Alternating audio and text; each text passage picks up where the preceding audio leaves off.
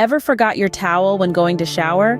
It's a common hiccup, leading to a trail of water across your home or that uncomfortable sprint to the bedroom. But this doesn't have to be your fate. We have a few practical tips to help you remember your towel.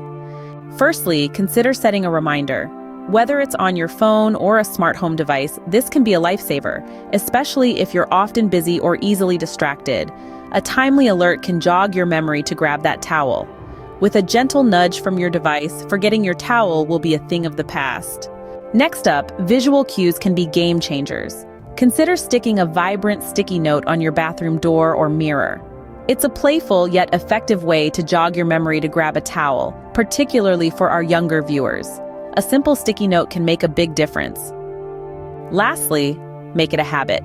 The beauty of routines is their second nature quality.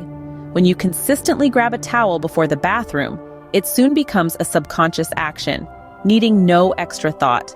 Habits are powerful. Use them to your advantage. So, what have we learned? First, setting a reminder can jog your memory. Second, visual cues can trigger the thought of grabbing a towel. Lastly, make it a habit, a part of your routine. Now, go enjoy that shower without the post-shower sprint.